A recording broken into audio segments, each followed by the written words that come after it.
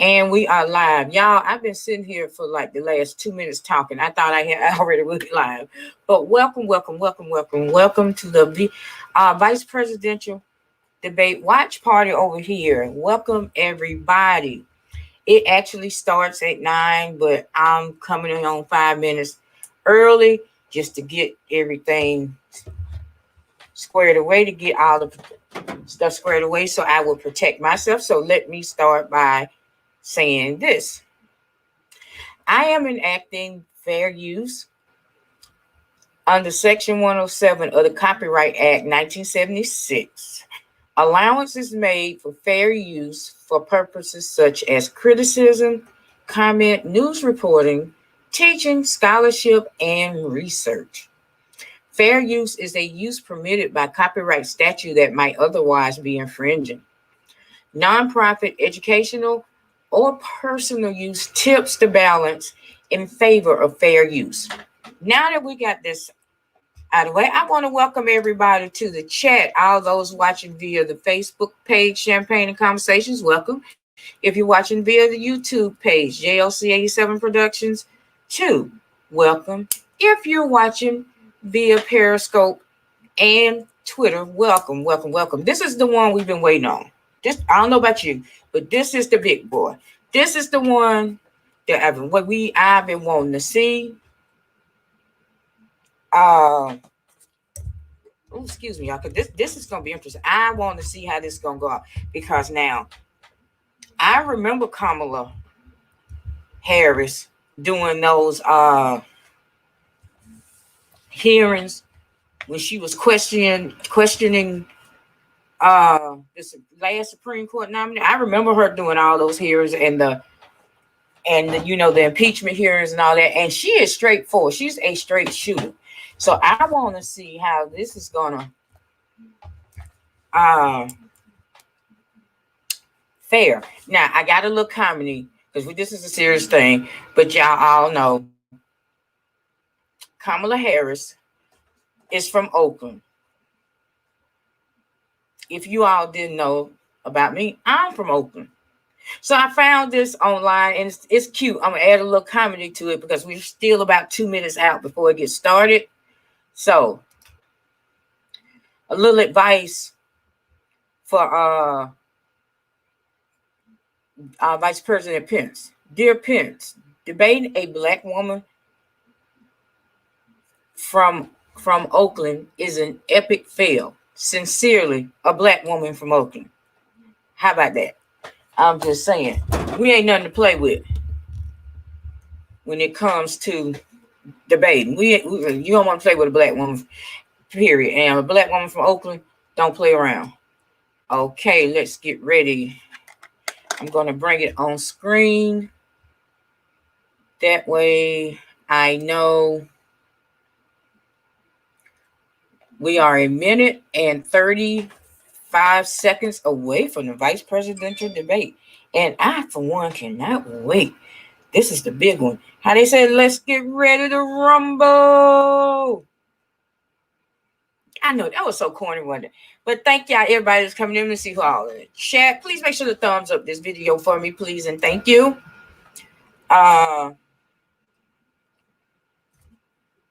Let me see. This is going to be a good one. This is going to be a good one. I've been waiting for this. Oh, let me run this across the bottom. It's extra protection because I do not own the rights to any of the video that's being played tonight. I'm not claiming rights. I'm enacting fair use. Are you finna get in here? I'm finna bring up the sound and hear what they got to say. Welcome to my moderator, DJ Cat. Welcome. Exactly. Please like, share, and subscribe, please. Okay, let's go. Let's get sound. USA Today will be right back with the start of the debate.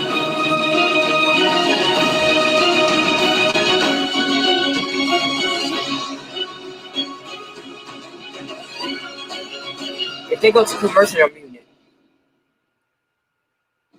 This is an ABC News special. In a week of Okay, and unprecedented we're starting. disruption, the wait Afterwards, is there's over. going I will probably The have person a president give my could thoughts rely on it on for about most we'll have a takes center discussion for like maybe stage. 10, 15 Mike minutes Pence. after this because I'm gonna be over In there. I this don't know about you, but I'm election, over here it's taking notes. not so much But let's whether go. America will be more conservative or more liberal, more Republican or more Democrat. The choice in this election is whether America remains America.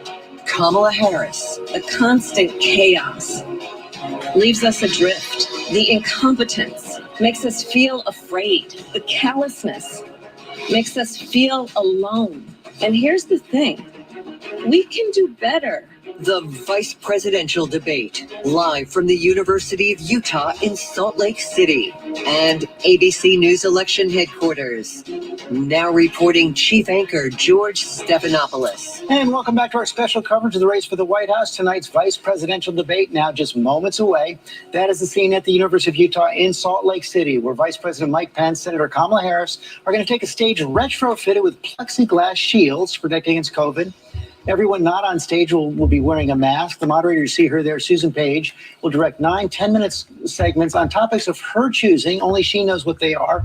And despite what happened at last week's debate, no new rules have been put in place to keep things in order.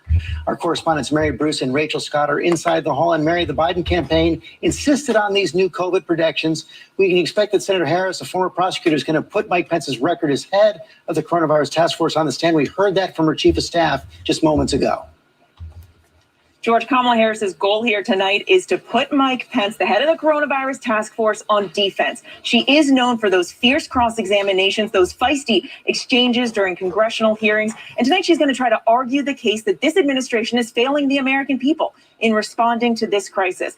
I'm told not to expect her to spend a lot of time fact-checking. Aides say her aim here is not to eviscerate Mike Pence, but to instead speak directly to the American people about how a Biden-Harris White House would be leading differently in this moment. This is a national stage like she has never been on before, and tonight she is going to be making history here. The first Black woman, the first Indian American to ever debate for vice president. Regardless of politics, George, this is a huge moment for women, especially for young girls across this country. And we will see how she plays on that tonight. Rachel Scott, let me bring you in as well. Mike Pence has done this before 4 years ago against Tim Kaine, did pretty well 4 years ago, has a very different job tonight.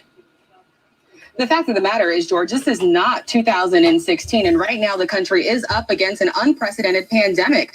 And Vice President Mike Pence is the head of the coronavirus task force. So he will be put on defense tonight. He will have to defend the administration's handling of this pandemic. I'm told that he will largely focus on recovery, talk about jobs, talk about the economy bouncing back. But the reality here is that 26 million Americans are out of a job, and he will be facing some tough questions on that front, George. Right. And the president has gone back and forth on the stimulus, the economic relief package over the last 24 hours.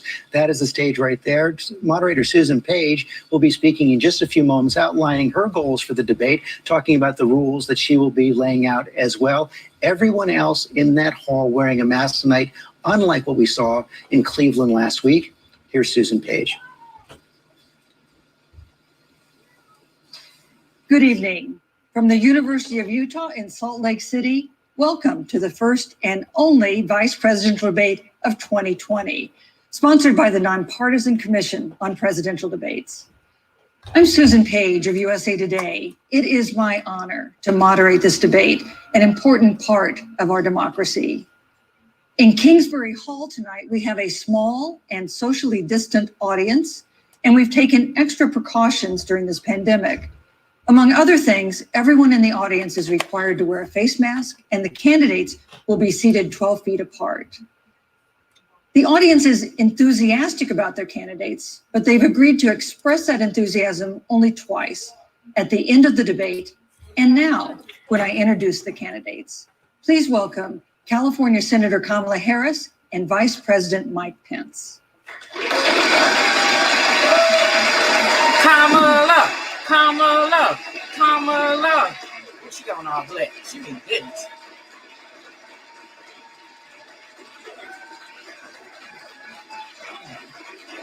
Thank you.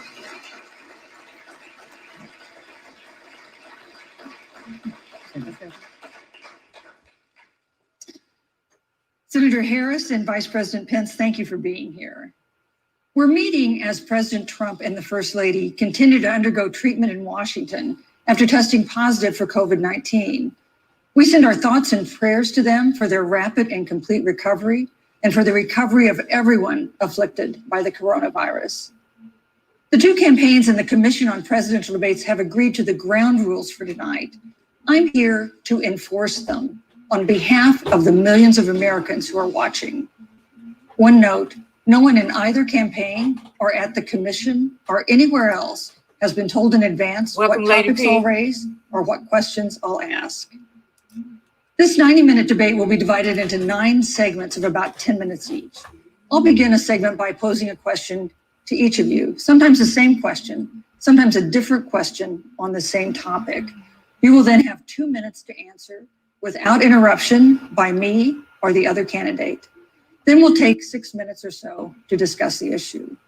At that point, although there will always be more to say, we'll move on to the next topic. We want a debate that is lively, but Americans also deserve a discussion that is civil. These are tumultuous times, but we can and will have a respectful exchange about the big issues facing our nation. Let's begin with the ongoing pandemic that has cost our country so much. Senator Harris, the coronavirus is not under control. Over the past week, Johns Hopkins reports that 39 states have had more COVID cases over the past 7 days than in the week before. 9 states have set new records. Even if a vaccine is released soon, the next administration will face hard choices. What would a Biden administration do in January and February that a Trump administration wouldn't do? Would you impose new lockdowns for businesses and schools and hotspots? A federal mandate to wear masks? You have 2 minutes to respond without interruption. Thank you, Susan. Well, the American people have witnessed what is the greatest failure of any presidential administration in the history of our country. And here are the facts. 210,000 dead people in our country in just the last several months. Over 7 million people who have contracted this disease. 1 in 5 businesses closed. We're looking at frontline workers who have been treated like sacrificial workers. We are looking at over 30 million people who in the last several months had to file for unemployment. And here's the thing. On January 28th, the vice president and the president were informed about the nature of this pandemic. They were informed that it's lethal in consequence, that it is airborne, that it will affect young people, and that it would be contracted because it is airborne. And they knew what was happening and they didn't tell you. Can you imagine if you knew on January 28th, as opposed to March 13th, what they knew, what you might have done to prepare? They knew and they covered it up. The president said it was a hoax. They minimized the seriousness of it. The president said, you're on one side of his ledger if you wear a mask, you're on the other side of his ledger if you don't. And in spite of all of that, today they still don't have a plan. They still don't have a plan. Well, Joe Biden does. And our plan is about what we need to do around a national strategy for contact tracing, for testing, for administration of the vaccine, and making sure that it will be free for all. That is the plan that Joe Biden has and that I have, knowing that we have to get a hold of what has been going on and we need to save our country. And Joe Biden is the best leader to do that. And frankly, this administration has forfeited their right to re-election based on this. Thank you, Senator Harris. Vice President Pence, more than 210,000 Americans have died of COVID-19 since February. The U.S. death toll as a percentage of our population is higher than that of almost every other wealthy nation on earth. For instance, our death rate is 2.5 times that of Canada next door. You head the administration's coronavirus task force. Why is the U.S. death toll as a percentage of our population higher than that of almost every other wealthy country? And you have 2 minutes to respond without interruption. Susan, thank you. And I want to thank the Commission and the University of Utah for hosting this event. And Senator Harris, it's a privilege to be on the stage with you. And our nation has gone through a very challenging time this year. But I want the American people to know that from the very first day, President Donald Trump has put the health of America first. Lies. Before there were more than 5 cases in the United States, all people who had returned from China, President Donald Trump did what no other American president had ever done.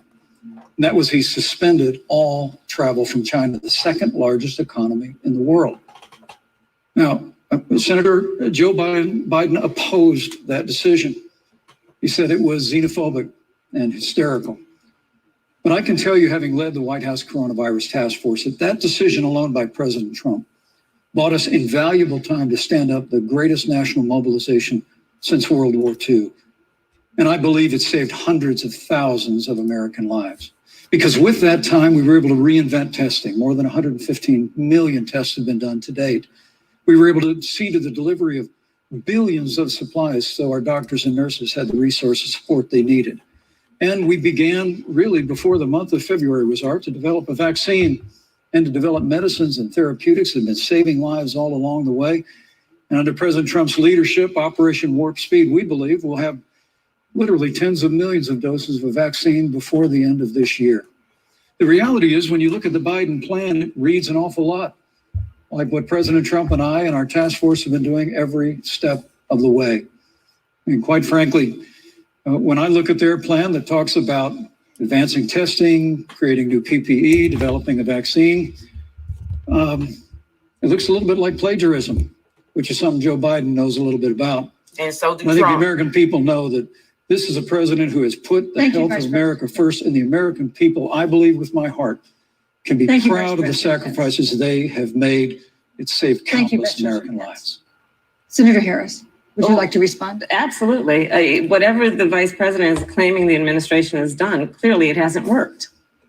When you're looking at over 210,000 dead bodies in our country, American lives that have been lost, families that are grieving that loss. And you know, the vice president is the head of the task force and knew on January 28th how serious this was. And then thanks to Bob Woodward, we learned that they knew about it. And then when that was exposed, the vice president said, when asked, well, why didn't y'all tell anybody? He said, because the president wanted people to remain calm. Well, let's get no, but Susan, this is important. Susan, I want to add, Mr. Vice President, I'm speaking. I have to I'm weigh speaking. Yeah, you So can have 15 more seconds, and then we'll give the vice president a Thank you. chance to So I respond. want to ask the American people, how calm were you when you were panicked about where you're going to get your next roll of toilet paper? How calm were you when your kids were sent home from school and you didn't know when they could go back? How calm Thank were you. you Thank when you, your Senator children Harris. couldn't see your parents because you were afraid they could kill them? Let's give Vice President Pence a chance to respond. Vice President Pence, you have 1 minute to You know, respond. there's not a day gone by that I haven't thought of every American family that's lost a loved one. And I want all of you to know that you'll always be in our hearts and in our prayers. But when you say what the American people have done over these last 8 months hasn't worked, that's a great disservice to the sacrifices the American people have made. I'm But referring the to reality, the if I may finish, Senator, the reality is Dr. Fauci said everything that he told the president in the Oval Office, the president told the American people. Now, President Trump, I will tell you, has boundless confidence in the American people, and he always spoke with confidence that we'd get through this together.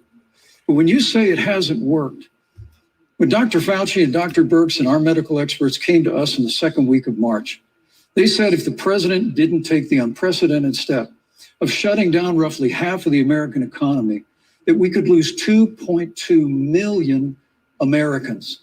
And that's the reality. Thank you. They also Thank you, said Vice to us, if President we did Pence. everything right, Susan, we could still lose more than 200,000 Americans. Vice Now, President one Pence. life lost is Thank too you. many, Susan. But the American people, I believe, deserve credit for the sacrifices that they have made, putting the health of their family and their neighbors first, our doctors, our nurses, our first Thank you, Vice responders. President Pence. And I'm going to speak up on behalf of what the American people have done. Vice President Pence, you were in the front row in a Rose Garden event 11 days ago at what seems to have been a super spreader event for senior administration and congressional officials. No social distancing, few masks, and now a cluster of coronavirus cases among those who were there. How can you expect Americans to follow the administration's safety guidelines to protect themselves from COVID when you at the White House have not been doing so? Well, the American people have demonstrated over the last 8 months that when given the facts, they're willing to put the health of their families and their neighbors and people they don't even know first. And President Trump and I have great confidence in the American people and their ability to take that information and put it into practice. In the height of the epidemic, when we were losing a heartbreaking number of 2,500 Americans a day, we surged resources to New Jersey and New York and New Orleans and Detroit. We told the American people what needed to be done, and the American people made the sacrifices. When the outbreak in the Sun Belt happened this summer, again, Americans stepped forward. But the reality is the work of the President of the United States goes on. A vacancy on the Supreme Court of the United States has come upon us, and the President introduced Judge Amy Coney Barrett. Thank you, Vice But President. at that, if I may say, that Rose Garden event, we've done a great deal of speculation about it. My wife Karen and I were there and honored to be there. Many of the people who were at that event, Susan, actually were tested for coronavirus, and it was an outdoor event, which all of our scientists regularly and routinely advise. The difference here is President Trump and I trust the American people to make choices in the best interest of their health. Joe Biden and Kamala Harris consistently talk about mandates, and not just mandates with the coronavirus, but a government takeover of health care, Thank you, the Green New Deal, all government control. We're about freedom and respecting the freedom of the American people. Let's talk about respecting the American people. You respect the American people when you tell them the truth. You respect the American people when you have the courage Which we've to be a always leader, done. speaking of those things that you may not want people to hear, but they need to hear so they can protect themselves. But this administration stood on information that if you had as a parent, if you had as a worker, knowing you didn't have enough money saved up, and now you're standing in a food line because of the ineptitude of an administration that was unwilling to speak the truth to the American people. So let's talk about caring about the American people. The American people have had to sacrifice far too much because of the incompetence of this administration. It is asking too much of the people. Susan, we talked about It is asking too much of the people. That they would not be equipped with the information they need to help themselves to protect Susan, their parents President- and their I'm children. sorry. Kamala Harris, Senator Harris, I'm sorry. It's fine, I'm Kamala. No, you're Senator Harris to me. For life to get back to normal, Dr. Anthony Fauci and other experts say that most of the people who can be vaccinated need to be vaccinated. But half of Americans now say they wouldn't take a vaccine if it was released now. If the Trump administration approves a vaccine before or after the election, should Americans take it, and would you take it? If the public health professionals, if Dr. Fauci, if the doctors tell us that we should take it, I'll be the first in line to take it. Absolutely. But if Donald Trump tells us that we should take it, I'm not taking it. Vice President Pence, there have been a lot of repercussions from this pandemic. In recent days, the president's diagnosis of COVID-19 has underscored the importance of the job that you hold and that you are seeking. That's our second topic tonight. It's the role of the vice president. One of you will make history on January 20th. You will be the vice president to the oldest president the United States has ever had. Donald Trump will be 74 years old on Inauguration Day. Joe Biden will be 78 years old. That already has raised concerns among some voters, concerns that have been sharpened by President Trump's hospitalization in recent days. Vice President Pence, have you had a conversation or reached an agreement with President Trump about safeguards or procedures when it comes to the issue of presidential disability? And if not, do you think you should? You have 2 minutes without interruption. Well, Susan, thank you. Although I would like to go back. I think we need to move on Well, to the thank issue you, of but I would like to vice go back presidency. because the reality is that we're going to have a vaccine, Senator, in record time, in unheard of time, in less than a year. We have 5 companies in phase 3 clinical trials, and we're right now producing tens of millions of doses. So the fact that you continue to undermine public confidence in a vaccine, if the vaccine emerges during the Trump administration, I think is unconscionable.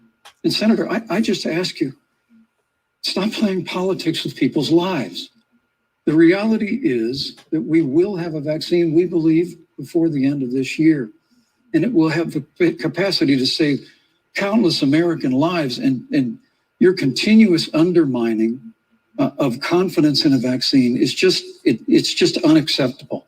And let me also say, you know, the reality is when you talk about failure in this administration, we actually do know what failure looks like in a pandemic.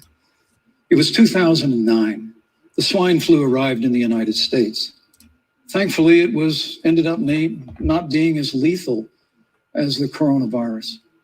But before the end of the year, when Joe Biden was vice president of the United States, not 7.5 million people contracted the swine flu. 60 million Americans contracted the swine flu. If the swine flu had been as lethal as the coronavirus in 2009, when Joe Biden was vice president, we would have lost 2 million American lives.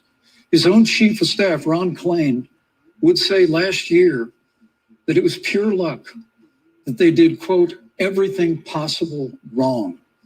And we learned from that. They left the strategic national stockpile empty.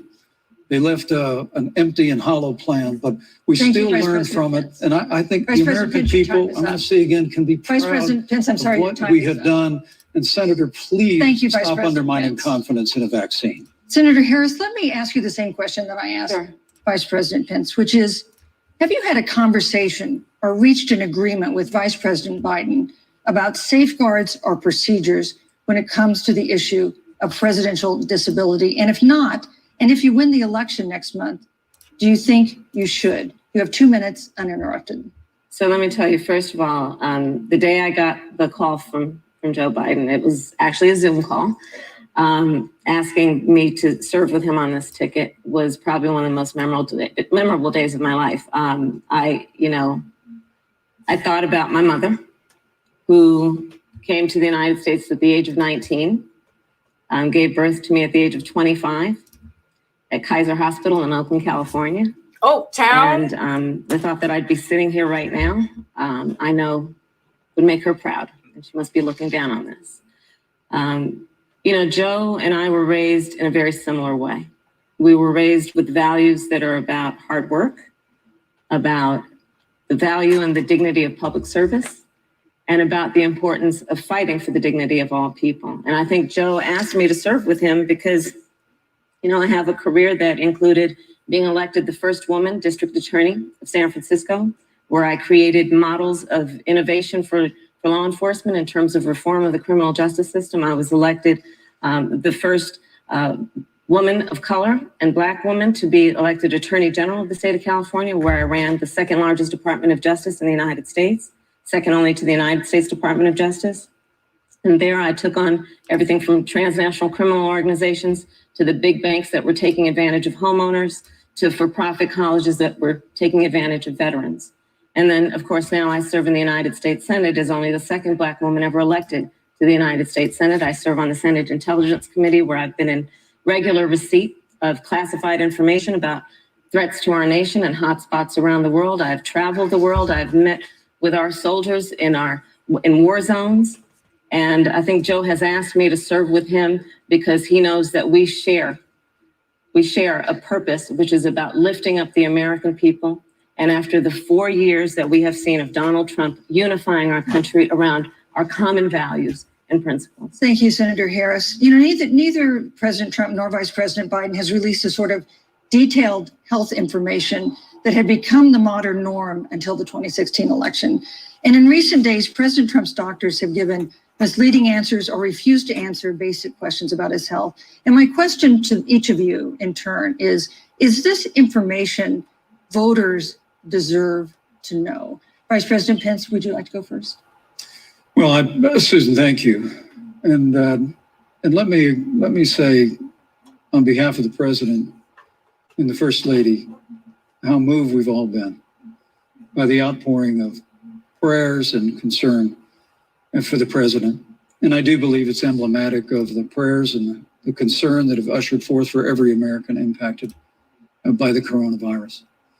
But the care the President received at Walter Reed Hospital, the White House doctors, was exceptional. And the transparency that they practiced all along the way will continue. The American people have a right to know about the health and well-being of their president, and will continue to do that. But I'm just extremely grateful and was more than a little moved by the broad and bipartisan support. And Senator, I want to thank you and Joe Biden for your expressions of genuine concern. And I also want to congratulate you, as I did on that phone call, on the historic nature of your nomination. Thank you. I never expected to be on this stage 4 years ago, so I know the feeling. But the reality is we've got an election before the American people in the midst of this challenging year. And the stakes have never been higher, but I think the choice has never been clear. I want to give Senator Harris a chance to respond to the same question I asked, which is, do voters have a right to know more detailed health information about presidential candidates and especially about presidents, especially when they're facing some kind of challenge? Absolutely. And that's why Joe Biden has been so incredibly transparent. And certainly by contrast, the president has not, both in terms of health records, but also let's look at taxes. We now know, because of great investigative journalism, that Donald Trump paid $750 in taxes. When I first heard about it, I literally said, "You mean $750,000? And it was like, no, $750. We now know Donald Trump owes and is in debt for $400 million. And just so everyone is clear, when we say in debt, it means you owe money to somebody. And it'd be really good to know who the president of the United States, the commander in chief, owes money to, because the American people have a right to know what is influencing the president's decisions. And is he making those decisions on the best interest of the American people, of you, or self-interest? So, Susan, I'm glad you asked about transparency, because it has to be across the board. Joe has been incredibly transparent over many, many years. The one thing we all know about Joe, he puts it all out there. He is honest, he is forthright. But Donald Trump, on the other hand, has been about covering up everything. Thank you, Senator Harris. I want to give you a chance to respond, Vice President. Well, look, I respect the fact that Joe Biden spent 47 years in public life. I respect your public service as well. Thank you. The American people have a president who's a businessman, he's a job creator, who's paid tens of millions of dollars in taxes, payroll taxes, property taxes. He's created tens of thousands of American jobs. And the president said those public reports are not accurate. And the president's also released literally stacks of financial disclosures the American people can review, just as the law allows. But the distinction here is that Joe Biden, 47 years in public service, compared to President Donald Trump, who brought all of that experience 4 years ago. Thank you, Vice President. Turned this economy around by cutting taxes, rolling back regulation. Thank you, Vice President. Energy, fighting for free and fair trade, and all of that's on the line if Joe Biden and Kamala Harris. You know, that's a good segue into our third topic, which is about the economy. This has been another aspect of life for Americans that's been so affected by this coronavirus. We have a jobs crisis brewing. On Friday, we learned that the unemployment rate had declined to 7.9% in September, but the job growth had stalled. And that was before the latest round of layoffs and furloughs in the airline industry at Disney and elsewhere. Hundreds of thousands of discouraged workers have stopped looking for work. Nearly 11 million jobs that existed at the beginning of the year haven't been replaced. Those hardest hit include Latinos, Blacks, and women. Senator Harris, the Biden-Harris campaign has proposed new programs to boost the economy, and you would pay for that new spending by raising $4 trillion in taxes on wealthy individuals and corporations. Some economists warn that could curb entrepreneurial ventures that fuel growth and create jobs. Would raising taxes put the recovery at risk? And you have 2 minutes to answer uninterrupted. Thank you. On the issue of the economy, I think there couldn't be a more fundamental difference between Donald Trump and Joe Biden. Joe Biden believes you measure the health and the strength of America's economy based on the health and the strength of the American worker and the American family. On the other hand, you have Donald Trump, who measures the strength of the economy based on how rich people are doing, which is why he passed a tax bill benefiting the top 1% and the biggest corporations of America, leading to a $2 trillion deficit that the American people are going to have to pay for. On day one, Joe Biden will repeal that tax bill. He'll get rid of it. And what he'll do with the money is invest it in the American people. And through a plan that is about investing in infrastructure, something that Donald Trump said he would do. I remember hearing about some infrastructure week. I don't think it ever happened. But Joe Biden will do that. He'll invest in infrastructure. It's about upgrading our roads and bridges, but also investing in clean energy and renewable energy. Joe is going to invest that money in what we need to do around innovation. There was a time when our country believed in science and invested in research and development so that we were an innovation leader on the globe. Joe Biden will use that money to invest in education. So for example, for folks who want to go to a 2-year community college, it will be free. If you come from a family that makes less than $125,000, you'll go to a public university for free. And across the board, we'll make sure that if you have student loan debt, it's cut by $10,000. That's how Joe Biden thinks about the economy, which is it's about investing in the people of our country, as opposed to passing a tax bill, which had the benefit of letting American corporations go offshore to do their business. Thank you, You're Senator welcome. Harris. Vice President Pence, your administration has been predicting a rapid and robust recovery, but the latest economic report suggests that's not happening. Should Americans be braced for an economic comeback that is going to take not months, but a year or more? You have 2 minutes to answer uninterrupted. When President Trump and I took office, America had gone through the slowest economic recovery since the Great Depression. So when Joe Biden was vice president, they tried to tax and spend and regulate and bail our way back to a growing economy. President Trump cut taxes across the board. Despite what Senator Harris says, the average American family of 4 had $2,000 in savings in taxes. And with the rise in wages that occurred, most predominantly for blue-collar, hardworking Americans, the average household income for a family of 4 increased by $4,000 following President Trump's tax cuts. But America, you just heard Senator Harris tell you, on day one, Joe Biden's going to raise your taxes. It's really remarkable to think.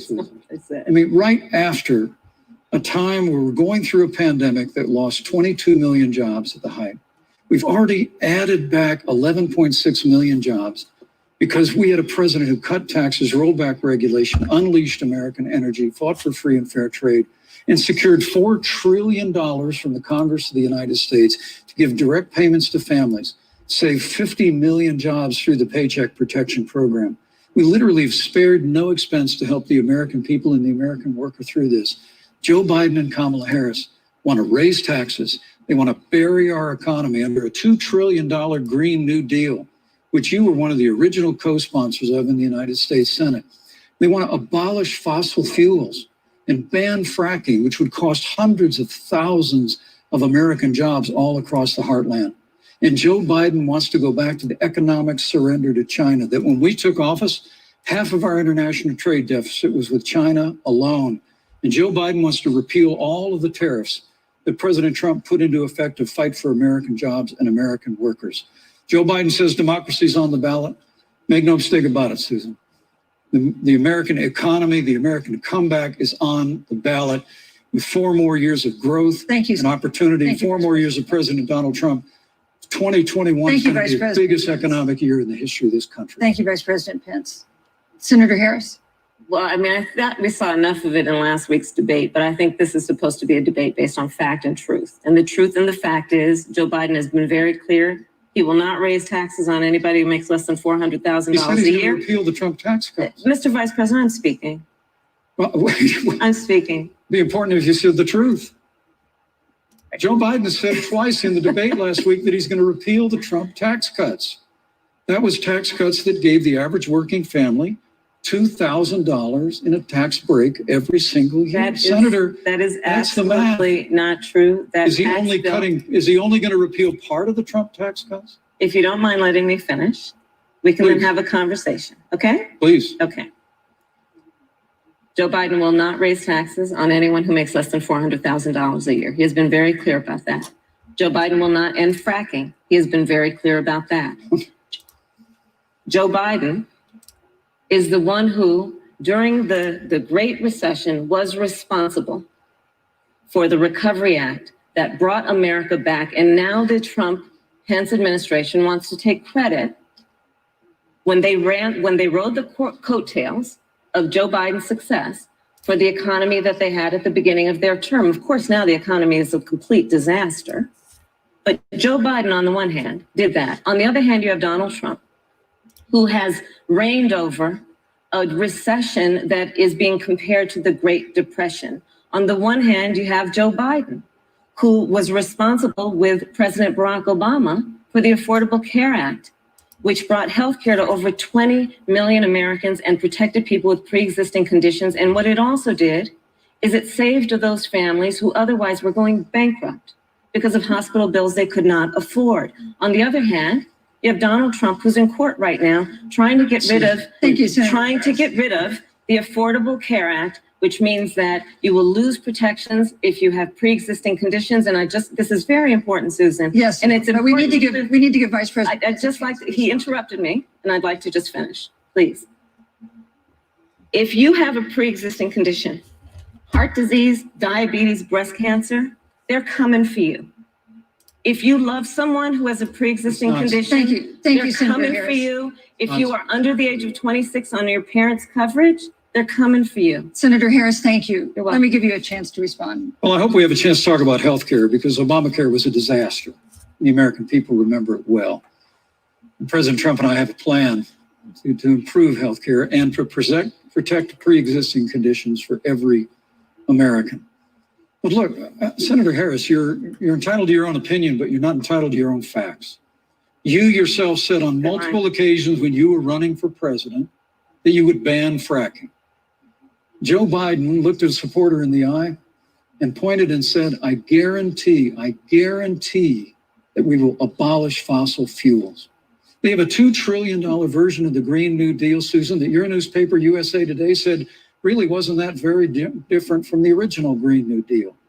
More taxes, more regulation, banning fracking, abolishing fossil fuel, crushing American energy, and economic surrender to China is a prescription for economic decline. President Trump and I will keep America growing. The V-shaped recovery that's underway right now will continue with 4 more years of President Donald Trump. Thank you very, very much, Vice President Pence. Once again, you've provided the perfect segue to a new topic, which is climate change. And Vice President Pence, I'd like to pose the first question to you. This year, we've seen record-setting hurricanes in the South. Another one, Hurricane Delta, is now threatening the Gulf. And we have seen record-setting wildfires in the West. Do you believe, as the scientific community has concluded, that man-made climate change has made wildfires bigger, hotter, and more deadly, and have made hurricanes wetter, slower, and more damaging? You have 2 minutes uninterrupted. Thank you, Susan. Well, first, I'm very proud of our record on the environment and on conservation. According to all of the best estimates, our air and land are cleaner than any time ever recorded. And our water is among the cleanest in the world. And just a little while ago, the president signed the Outdoors Act. It's the largest investment in our public lands and public parks in 100 years. So President Trump has made a commitment to conservation and to the environment. Now, with regard to climate change, the climate is changing. But the issue is, what's the cause and what do we do about it? President Trump has made it clear that we're going to continue to listen to the science. Now, Joe Biden and Kamala Harris would put us back in the Paris Climate Accord. They'd impose the Green New Deal, which would crush American energy, would increase the energy costs of American families in their homes, and literally would crush American jobs. And President Trump and I believe that the progress that we have made in a cleaner environment has been happening precisely because we have a strong free market economy. You know, what's remarkable is the United States has reduced CO2 more than the countries that are still in the Paris Climate Accord, but we've done it through innovation.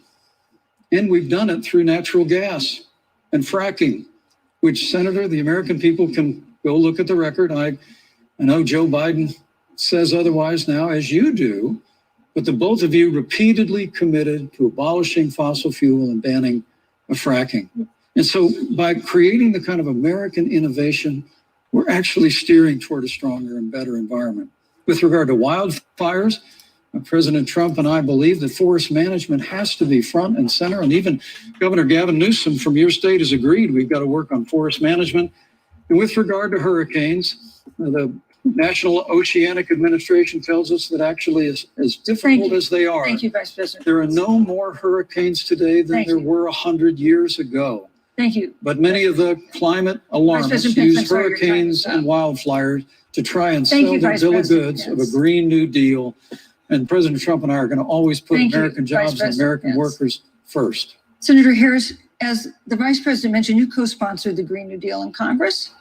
But Vice President Biden said in last week's debate that he does not support the Green New Deal. But if you look at the Biden-Harris campaign website, it describes the Green New Deal as a crucial framework. What exactly would be the stance of a Biden-Harris administration toward the Green New Deal? You have 2 minutes uninterrupted. Sure. So first of all, I will repeat, and the American people know, that Joe Biden will not ban fracking. That is a fact. That is a fact. I will repeat that Joe Biden has been very clear that he thinks about growing jobs, which is why he will not increase taxes for anyone who makes less than $400,000 a year. Joe Biden's economic plan, Moody's, which is a reputable Wall Street firm, has said will create 7 million more jobs than Donald Trump's. And part of those jobs that will be created by Joe Biden are going to be about clean energy and renewable energy. Because you see, Joe understands that the west coast of our country is burning, including my home state of California. Joe sees what is happening on the Gulf states, which are being battered by storms. Joe has seen and talked with the farmers in Iowa, whose entire crops have been destroyed because of floods. And so Joe believes, again, in science. I'll tell you something, Susan. I served, when I first got to the Senate, on the committee that's responsible for the environment. Do you know this administration took the word science off the website and then took the phrase climate change off the website? We have seen a pattern with this administration, which is they don't believe in science. And Joe's plan is about saying we're going to deal with it, but we're also going to create jobs. Donald Trump, when asked about the wildfires in California, and the question was, the science is telling us this, you know what Donald Trump said? Science doesn't know. So let's talk about who is prepared to lead our country over the course of the next 4 years on what is an existential threat to us as human beings. Joe is about saying we're going to invest that in renewable energy. It's going to be about the creation of millions of jobs. We will achieve net zero emissions by 2050, carbon neutral by 2035. Joe has a plan. This has been a lot of talk from the Trump administration, and really it has been to go backward instead of forward. We will also re-enter the climate agreement with pride. Senator Harris just said that climate change is an existential threat. Vice President Pence, do you believe that climate change poses an existential threat? As I said, Susan, the climate is changing. We'll follow the science. But once again, Senator Harris is denying the fact that they're going to raise taxes on every American. Joe Biden said twice in the debate last week that on day one, he was going to repeal the Trump tax cuts. Those tax cuts delivered $2,000 in tax relief to the average family of four across America. And with regard to banning fracking, I just recommend that people look at the record. You yourself said repeatedly that you would ban fracking. You were the first Senate co-sponsor of the Green New Deal. And while Joe Biden denied the Green New Deal, Susan, thank you for pointing out, the Green New Deal is on their campaign website. And as USA Today said, it's essentially the same plan as you co-sponsored with AOC when she submitted it in the Senate. And you just heard the senator say that she's going to resubmit America to the Paris Climate Accord. Look, the American people have always cherished our environment. We'll continue to cherish it. We've made great progress reducing CO2 emissions through American innovation and the development of natural gas through fracking. We don't need a massive $2 trillion Green New Deal that would impose all new mandates on American businesses and American families. Thank you. Joe Biden wants us to retrofit 4 million American business buildings It makes no sense. It will cost jobs. President Trump Thank is you, going to Vice put President. America first. He's going to put jobs first, and we're going to take care of our environment and follow the science. Thank But, you, Vice on President. the issue of jobs, Senator Harris. let's talk about that. The vice president earlier referred to, as part of what he thinks is an accomplishment, the president's trade war with China. You lost that trade war. You lost it. What ended up happening is, because of a so-called trade war with China, America lost 300,000 manufacturing jobs. Farmers have experienced bankruptcy because of it. We are in a manufacturing recession because of it.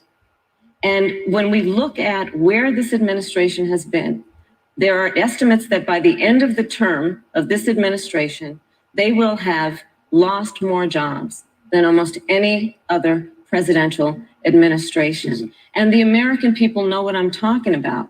You know, I think about 20-year-olds. You know, we have a 20-year-old, a 20-something-year-old who are coming out of high school and college right now, and you're wondering, is there going to be a job there for me?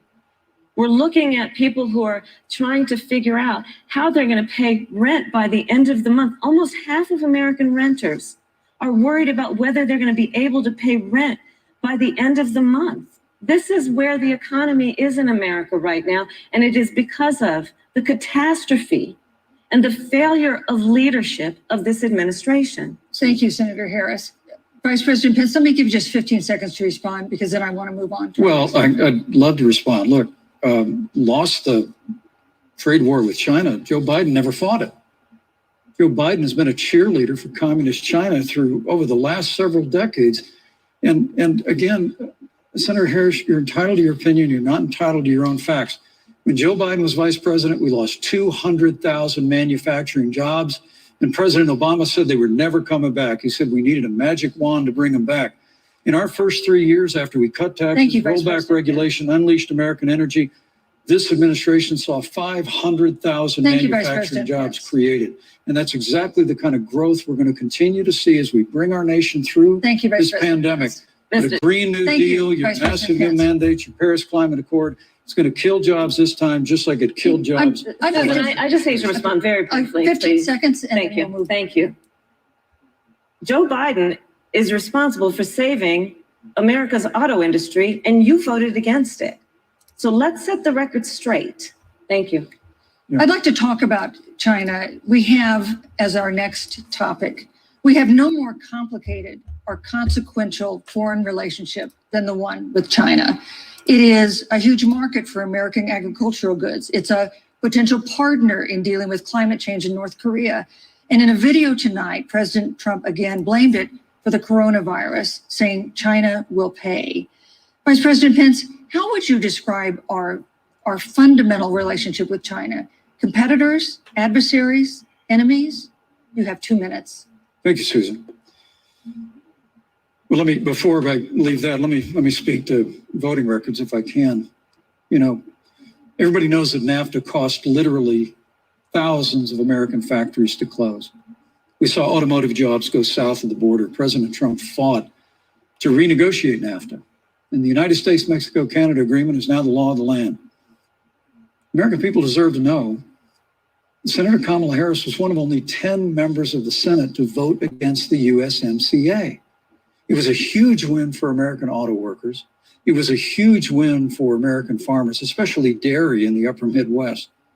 But Senator, you said it didn't go far enough on climate change, that you put your radical environmental agenda ahead of American auto workers and ahead of American jobs. And the American people deserve to know that. Is probably why Newsweek magazine said that Kamala Harris was the most liberal member of the United States Senate in 2019, more liberal than Bernie Sanders, more liberal than any of the others in the United States Senate. So now with regard to China, look, Susan, first and foremost, China is to blame for the coronavirus. And President Trump is not happy about it. He's made that very clear, made it clear again today. China and the World Health Organization did not play straight with the American people. They did not let our personnel into China to get information on the coronavirus until the middle of February. Fortunately, President Trump in dealing with China from the outset of this administration, standing up to China that had been taking advantage of America for decades in the wake of Joe Biden's cheerleading for China. President Trump made that decision before the end of January to suspend all travel from China. And again, the American people deserve to know Joe Biden opposed President Trump's decision to suspend all travel from China. He said it was hysterical. He said it was xenophobic. But President Trump has stood up to China. We're going to continue to stand strong. Thank you, Vice President Pence. We want to improve the relationship, but we're going to level the playing field. We're going to hold China accountable for what they did to America with the coronavirus. Thank you. Senator Harris, let me ask you the same question that I asked the Vice President. How would you describe our fundamental relationship with China? Are we competitors, adversaries, enemies? You'll have 2 minutes uninterrupted. Susan, the Trump administration's perspective and approach to China has resulted in the loss of American lives, American jobs, and America's standing. There's a weird obsession that President Trump has had with getting rid of whatever accomplishment was achieved by President Obama and Vice President Biden. For example, they created within the White House an office that basically was responsible for monitoring pandemics. They got rid of it. Not true. There was a team of disease experts that President Obama and Vice President Biden dispatched to China to monitor what is now predictable and what might happen. They pulled them out. We now are looking at 210,000 Americans who have lost their lives. Let's look at the job situation. We mentioned before the trade deal, the trade war, they wanted to call it, with China. It resulted in the loss of over 300 manufacturing jobs and a manufacturing recession, and the American consumer paying thousands of dollars more for goods because of that failed war that they called it.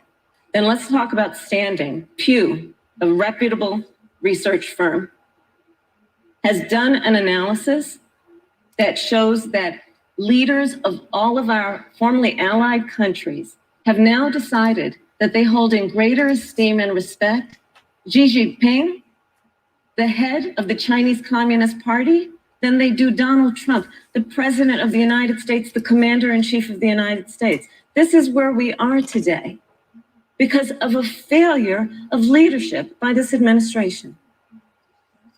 Senator Harris, we've seen changes in the role of the United States in terms of global leadership over the past 4 years. And of course, times do change. What's your definition? We've seen strains with China, of course, as the Vice President mentioned. We've seen strains with our traditional allies in NATO and elsewhere. What is your definition of the role of American leadership in 2020? So, Joe I love talking with Joe about a lot of these issues. And, Joe, I think he said it quite well. He says, foreign policy, it might sound complicated, but really it's relationships. Just think about it as relationships. And so we know this in our personal and professional relationships. You got to keep your word to your friends. Got to be loyal to your friends. People who've stood with you, got to stand with them. You got to know who your adversaries are and keep them in check. But what we have seen with Donald Trump is that he has betrayed our friends and embraced dictators around the world. Let's take, for example, Russia. So Russia, I serve on the Intelligence Committee of the United States Senate. America's intelligence community told us Russia interfered in the election of the President of the United States in 2016 and is playing in 2020. Christopher Wray, the director of the FBI, said the same. But Donald Trump, the Commander-in-Chief of the United States of America, prefers to take the word of Vladimir Putin over the word of the American intelligence community. You look at our friends at NATO. He's walked away from agreements. You can look at the Iran nuclear deal, which now has put us in a position where we are less safe because they are building up what might end up being a significant nuclear arsenal. We were in that deal, guys. We were in the Iran nuclear deal with friends, with allies around the country. And because of Donald Trump's unilateral approach to foreign policy, coupled with his isolationism, he pulled us out and has made America less safe. So, Susan, it's about relationships. And the thing that has always been part of the strength of our nation, in addition to our great military, has been that we keep our word. But Donald Trump doesn't understand that because he doesn't understand what it means to be honest. Thank you, Senator Harris. Vice President Pence, let me give you a chance to respond. Well, thank you. Well, President Trump kept his word when we moved the American embassy to Jerusalem, the capital of the state of Israel. When Joe Biden was vice president, they promised to do that, and they never did. We stood strong with our allies, but we've been demanding. NATO is now contributing more to our common defense than ever before, thanks to President Trump's leadership. We've strengthened our alliances across the Asia Pacific, and we've stood strong against those who would do us harm. You know, when President Trump came into office, ISIS had captured an area of the Middle East the size of Pennsylvania. But President Trump unleashed the American military, and our armed forces destroyed the ISIS caliphate and took down their leader, al-Baghdadi, without one American casualty. Al-Baghdadi was responsible for the death of thousands. But notably, America's hearts today are with the family of Kayla Mueller, her parents of which are here with us tonight in Salt Lake City. Today, 2 of the ISIS killers responsible for Kayla Mueller's murder were brought to justice in the United States. Jihadi John was killed on the battlefield along with the other beetle. The reality is that when Joe Biden was vice president, we had an opportunity to save Kayla Mueller. It breaks my heart to reflect on it, but the military came into the Oval Office, presented a plan. They said they knew where Kayla was. Baghdadi had held her for 18 months, abused her mercilessly before they killed her. But when Joe Biden was vice president, they hesitated for a month. And when armed forces finally went in, it was clear she'd been moved 2 days earlier. And her family says with a heart that broke the heart of every American that if President Donald Trump had been president, they believe Kayla would be alive today. Thank you, Vice President. But we destroyed the ISIS caliphate. And you talk about re-entering the Iran nuclear deal. I mean, the last administration transferred $1.8 billion to the leading state sponsor Thank you, Vice of President. terrorism. President Donald Trump got us out of the deal. Thank you, Vice President Pence. And when Qasem Soleimani was traveling to Baghdad Thank you, to Vice do harm President to Americans, President Donald Trump took Thank you, him Vice out. President Pence. And America is safer. Our allies are safer. And the American people know President Donald Trump will never have Thank you, Vice President to take Pence. action. I would like to give Senator Harris a chance to respond, but not at such great length because, of course, there are other topics we want to talk about. But I would like equal time. Yes, Thank you. please go ahead. First of all, to the Mueller family, I know about your daughter's case, and I'm so sorry. I'm so sorry. What happened to her is awful, and it should have never happened.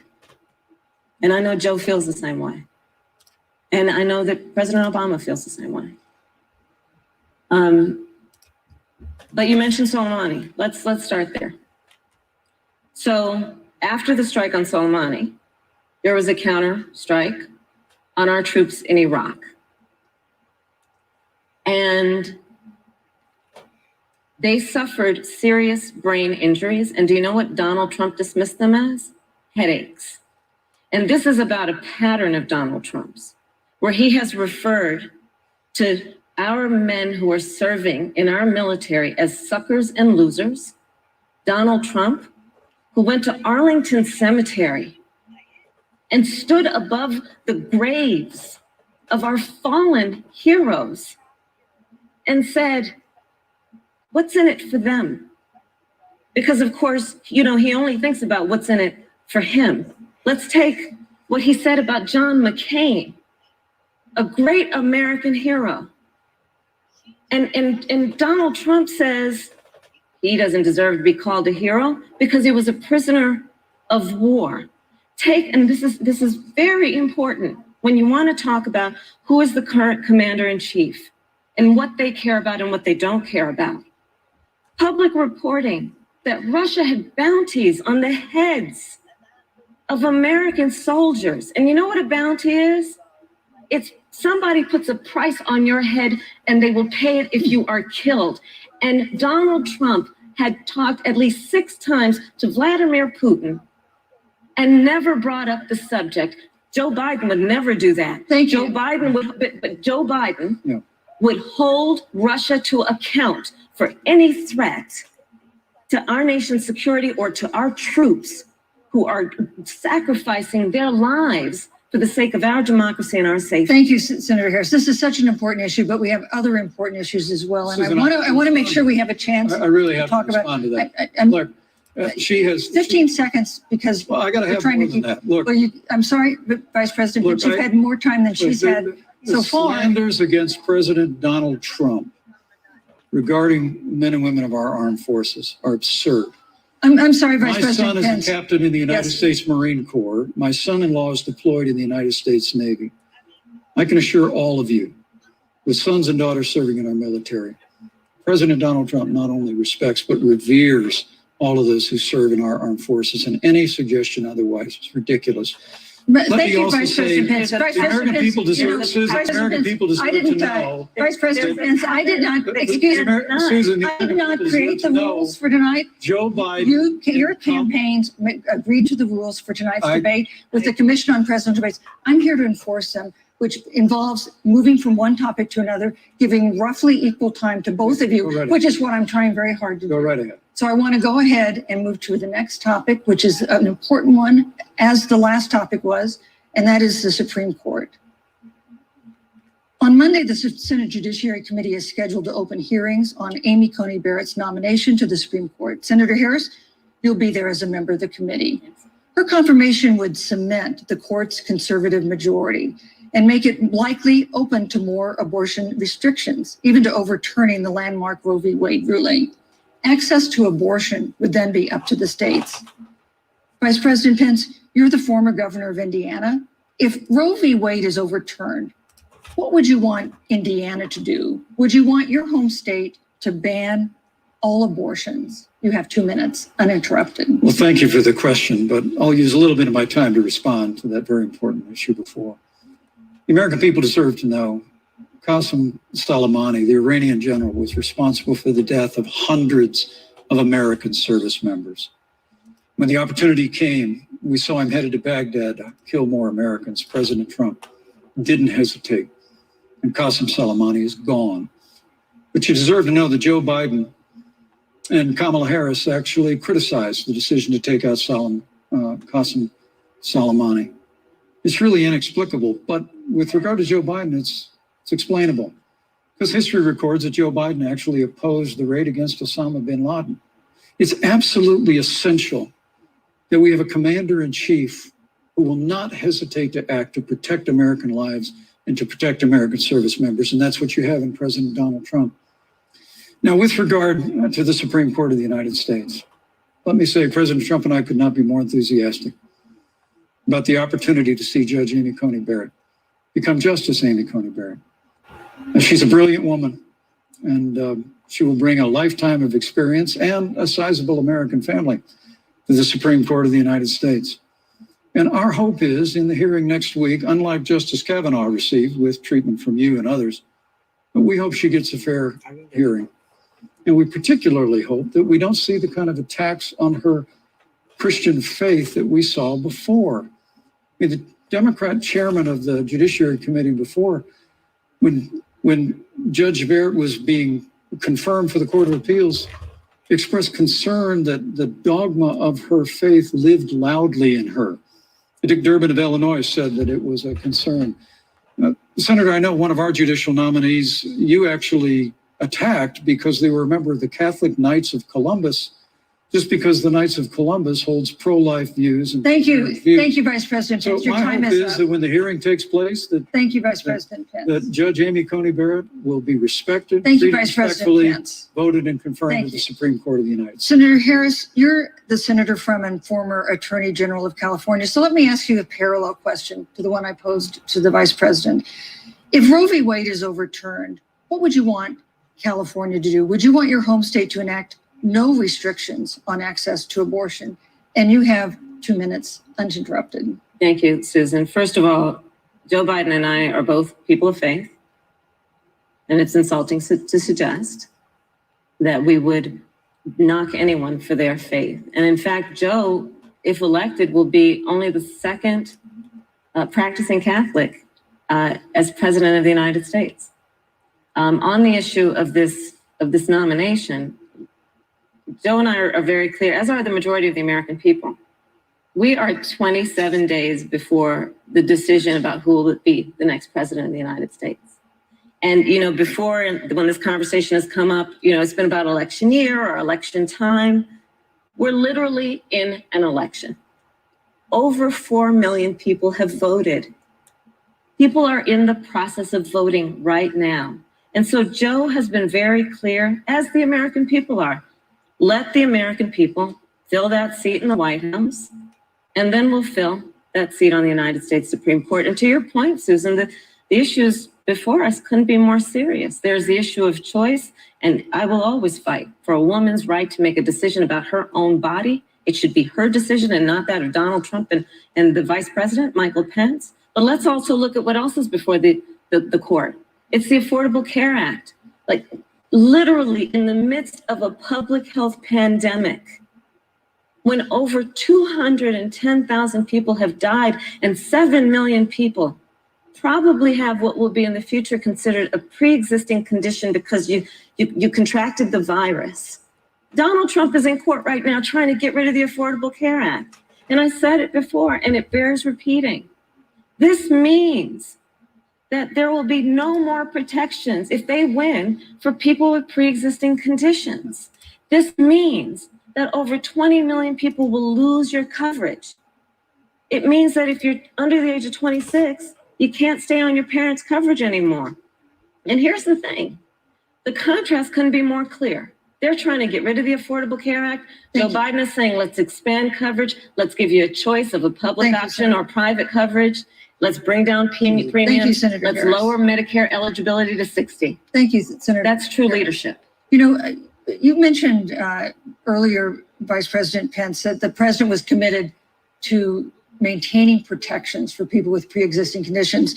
But you do have this court case that you are supporting, your administration supporting, that would strike down the Affordable Care Act. The president says, President Trump says that he's going to protect people with pre-existing conditions, but he has not explained how he would do that. And that was one of the toughest nuts to crack when they were passing the Affordable Care Act. So tell us specifically, how would your administration protect Americans with pre-existing conditions have access to affordable insurance if the Affordable Care Act is struck down?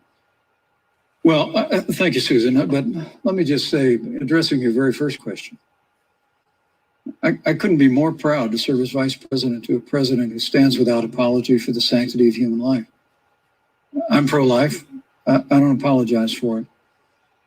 And this is another one of those cases where there's such a dramatic contrast.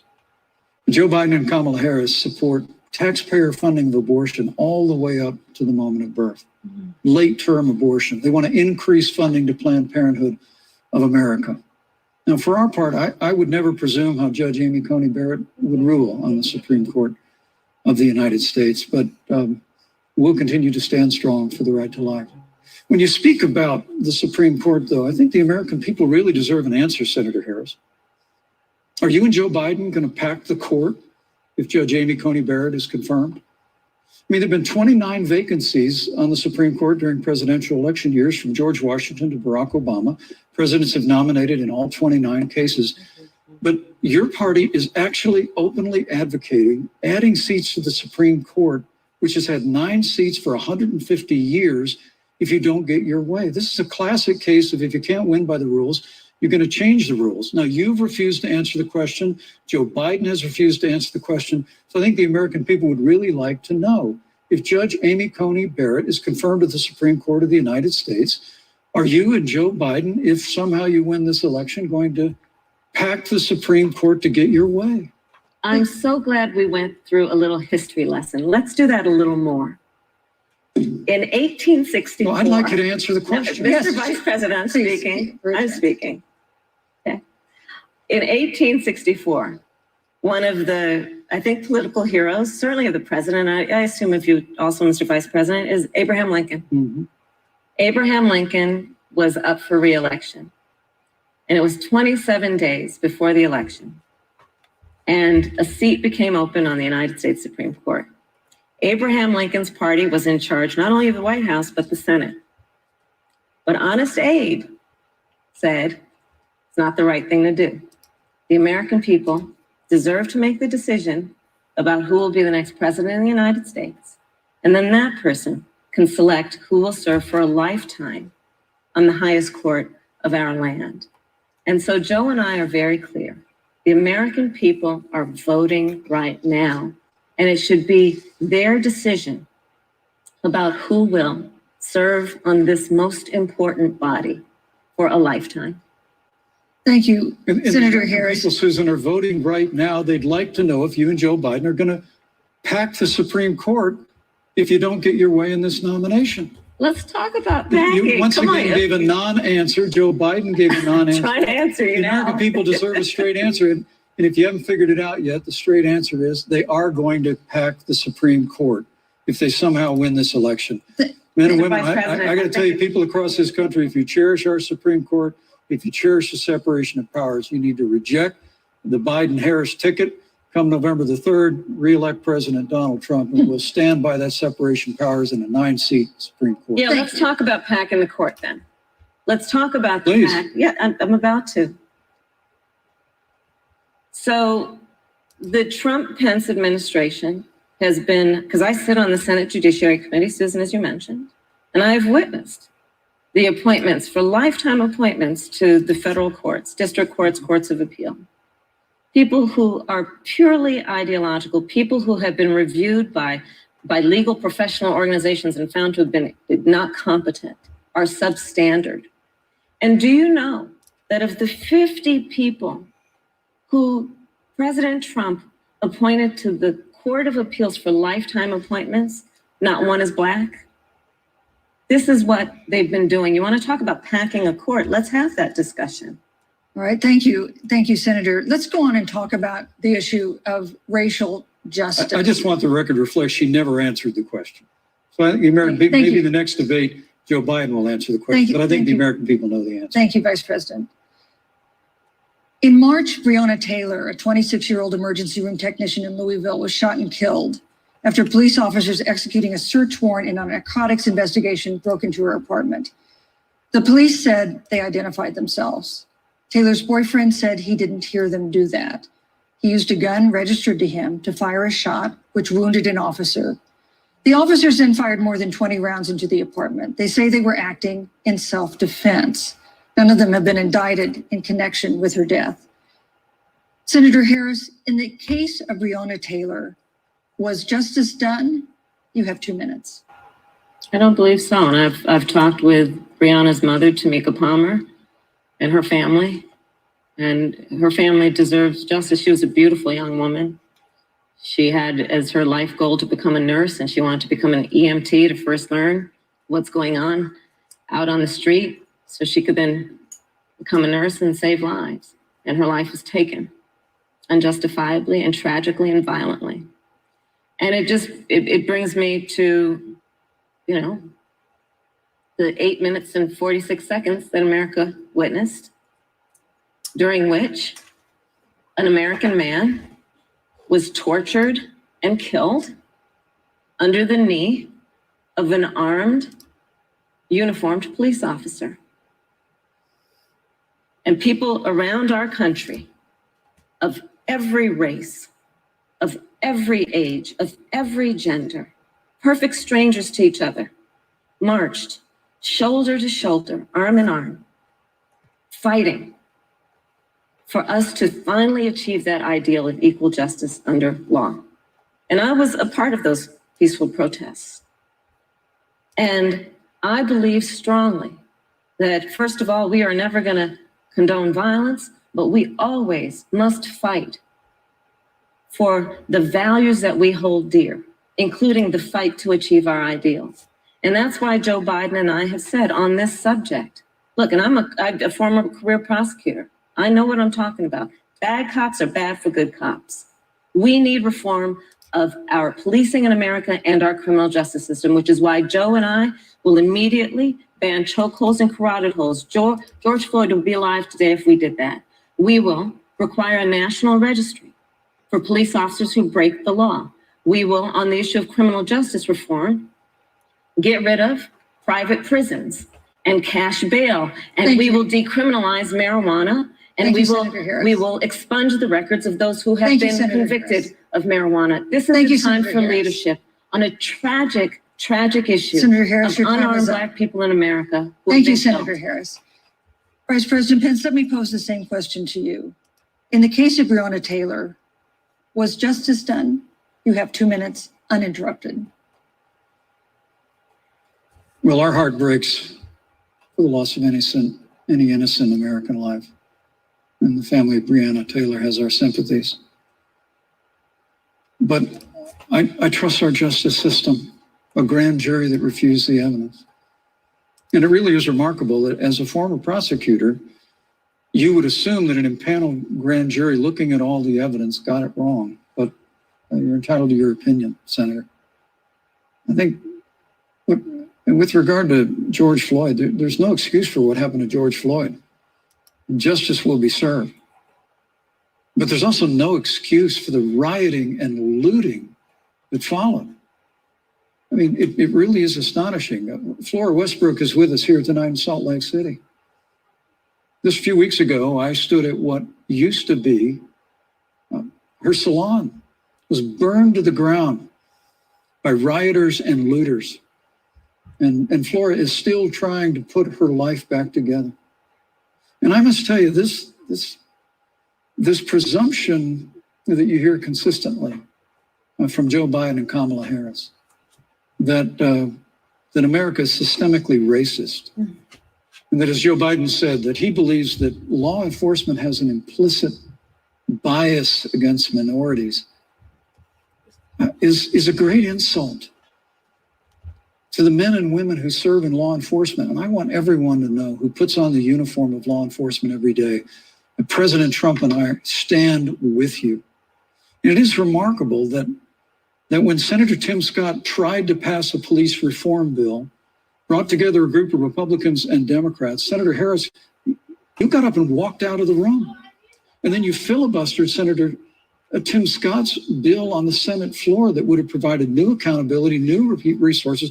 But we don't have to choose between supporting law enforcement, improving public safety, and supporting our African American neighbors and all of our minorities. Under President Trump's leadership, we will always stand with law enforcement and will do what we've done from day one, and is improve the lives of African Americans. Thank you, Vice Record unemployment, record investments in education, and will fight for school choice for all of our members. Thank you, Vice I'd like to respond. Senator Harris. I will not sit here and be lectured by the Vice President on what it means to enforce the laws of our country. I am the only one on this stage who was personally prosecuted, everything from child sexual assault to homicide. I'm the only one on this stage who has prosecuted the big banks for taking advantage of America's homeowners. I am the only one on this stage who prosecuted for-profit colleges for taking advantage of our veterans. And the reality of this is that we are talking about an election in 27 days, where last week, the President of the United States took a debate stage in front of 70 million Americans and refused to condemn white supremacists. Not true. And not true. It wasn't like he didn't have a chance. He didn't do it, and then he doubled down. And then he said, when pressed, stand back, stand by. And this is a part of a pattern of Donald Trump's. He called Mexicans rapists and criminals. He instituted as his first act a Muslim ban. He, on the issue of Charlottesville, where people were peacefully protesting the need for racial justice, where a young woman was killed. And on the other side, there were neo-Nazis carrying tiki torches, shouting racial epithets, anti-Semitic slurs. And Donald Trump, when asked about it, said, there were fine people on both sides. This is who we have as the president of the United States. And America, you deserve better. Joe Biden will be a president who brings our country together. Senator Harris. And recognizes the beauty in our diversity and the fact that we Senator all Harris, have thank so you. much more in common than what separates us. Vice President Pence, let me give you a minute to respond. Thank you, Susan. I appreciate that very much. You know, I think this is one of the things that makes people dislike the media so much in this country, Susan, is that you selectively edit, just like Senator Harris did, comments that President Trump and I and others on our side of the aisle make. I mean, Senator Harris conveniently omitted after the president made comments about people on either side of the debate over monuments, he condemned the KKK, neo-Nazis, and white supremacists, and has done so repeatedly. You're concerned that he doesn't condemn neo-Nazis. President Trump has Jewish grandchildren. His daughter and son-in-law are Jewish. This is a president who respects and cherishes all of the American people. But you talk about having personally prosecuted. I'm glad you brought up your record, Senator. Thank you. But I really need to make this point. When you were DA in San Francisco, when you left office, African Americans were 19 times more likely to be prosecuted for minor drug offenses than whites and Hispanics. When you were Attorney General of California, you increased the disproportionate incarceration of blacks in California. You did nothing on criminal justice reform in California. You didn't lift a finger to pass the First Step Act on Capitol Hill. I mean, the reality is your record speaks for itself. President Trump and I have fought for criminal justice reform. Thank you, Vice President. We fought for educational choice and opportunities for African Americans of all of our members. Thank you, sir. And we'll do it for 4 months. Thank you. You know, there is no more important issue than the final issue that we're going to talk about tonight, and that is the issue of the election itself. Susan, he attacked my record. I would like an opportunity to respond. Let me give you 30 seconds because we're running out of time. I appreciate that. First of all, having served as the Attorney General of the state of California, the work that I did is a model of what our nation needs to do, and we will be able to do under a Joe Biden presidency. Our agenda includes what this administration has failed to do. It will be about not only instituting a ban on chokeholds and carotid holes. Thank you. Not only. Thank you, Senator. I would like to go through. These are points that you made earlier in the hour, and I want to talk about the election itself before we have to. But I want to talk about the connection between what Joe and I will do and my record, which includes I was the first statewide officer to institute a requirement that my agents would wear body cameras and keep them on full time. We were the first to initiate a requirement that there would be a training for law enforcement on implicit bias, because yes, Joe Biden and I recognize that implicit bias does exist, Mr. Vice President, contrary to what you may believe. We did the work of instituting reforms that were about investing in reentry. This is the work that we have done and the work we will do going forward. And again, I will not be lectured by the Vice President on our record of what we have done in terms of law enforcement and keeping our communities safe and a commitment to reforming the criminal justice system of America. Thank you, Senator Harris. And I'd like to pose I'd like you to respond first to the question on our final topic, the election itself. President Trump has several times refused to commit himself to a peaceful transfer of power after the election. If your ticket wins and President Trump refuses to accept a peaceful transfer of power, what steps would you and Vice President Biden then take? What would happen next? You have 2 minutes. So I'll tell you, Joe and I are, I think, particularly proud of the coalition that we've built around our campaign. We probably have one of the broadest coalitions of folks that you've ever seen in a presidential race. Of course, we have the support of Democrats, but also independents and Republicans. In fact, 7 members of President George W. Bush's cabinet are supporting our ticket. We have the support of Colin Powell, Cindy McCain, John Kasich, over 500 generals, retired generals, and former national security experts and advisors are supporting our campaign. And I believe they are doing that because they know that Joe Biden has a deep, deep-seated commitment to fight for our democracy and to fight for the integrity of our democracy and to bring integrity back to the White House. And so we believe in the American people. We believe in our democracy. And here's what I'd like to say to everybody. Vote. Please vote. Vote early. Come up with a plan to vote. Go to iwillvote.com. You can also go to joebiden.com. We have it within our power in these next 27 days to make the decision about what will be the course of our country for the next 4 years. And it is within our power. And if we use our vote and we use our voice, we will win. And we will not let anyone subvert our democracy with what Donald Trump has been doing, as he did on the debate stage last week, when again in front of 70 million people, he openly attempted to suppress the vote. Joe Biden, on the other hand, on that same debate stage, because clearly Donald Trump doesn't think he can run on a record because it's a failed record, Joe Biden on that stage said, hey, just please vote. So I'll repeat what Joe said. Please vote. Thank you, Senator. Vice President Pence, President Trump has several times refused to commit himself to a peaceful transfer of power after the election. If Vice President Biden is declared the winner and President Trump refuses to accept a peaceful transfer of power, what would be your role and responsibility as Vice President? What would you personally do? You have 2 minutes. Well, Susan, first and foremost, I think we're going to win this election. Because while Joe Biden and Kamala Harris rattle off a long litany of the establishment in Washington, D.C., an establishment that Joe Biden's been a part of for 47 years, President Donald Trump has launched a movement of everyday Americans from every walk of life. And I have every confidence that those same Americans that delivered that historic victory in 2016, they see this president's record where we rebuild our military.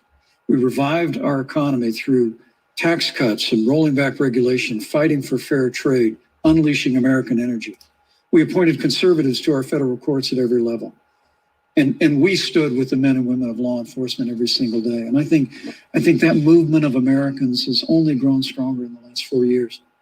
When you talk about accepting the outcome of the election, I must tell you, Senator, your party has spent the last 3.5 years trying to overturn the results of the last election. It's amazing. When Joe Biden was vice president of the United States, the FBI actually spied on President Trump and my campaign. I mean, there were documents released this week that the CIA actually made a referral to the FBI documenting that those allegations were coming from the Hillary Clinton campaign. And of course, we've all seen the avalanche, what you put the country through for the better part of 3 years until it was found that there was no obstruction, no collusion, case closed. And then Senator Harris, you and your colleagues in the Congress tried to impeach the president of the United States over a phone call. And now Hillary Clinton has actually said to Joe Biden that in her words, under no circumstances should he concede the election. So let me just say, I think we're going to win this election. President Trump and I are fighting every day in courthouses to prevent Joe Biden and Kamala Harris from changing the rules and creating this universal mail-in voting that will create a massive opportunity for voter fraud. And we have a free and fair election. We know we're going to have confidence in it. And I believe in all my heart that President Donald Trump's going to be reelected for 4 more years. You know, I've written all the questions that I've asked tonight, but for the final question of the debate, I'd like to read a question that someone else wrote. The Utah Debate Commission asked students in the state to write essays about what they would like to ask you. And I want to close tonight's debate with the question posed by Brecklin Brown. She's an 8th grader at Springville Junior High in Springville, Utah. And here's what she wrote, quote, "When I watch the news, all I see is arguing between Democrats and Republicans. When I watch the news, all I see is citizen fighting against citizen. When I watch the news, all I see are 2 candidates from opposing parties trying to tear each other down. If our leaders can't get along, how are the citizens supposed to get along?" And then she added, "Your examples could make all the difference to bring us together," end quote. So to each of you in turn, I'd like you to take 1 minute and respond to Brecklin. Vice President Pence, you have 1 minute. Brecklin, it's a wonderful question. And let me just commend you for taking an interest in public life. I started following the news when I was very young.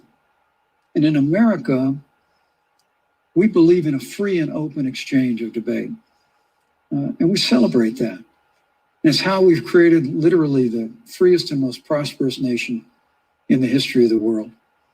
And I would tell you that don't assume that what you're seeing on your local news networks is synonymous with the American people.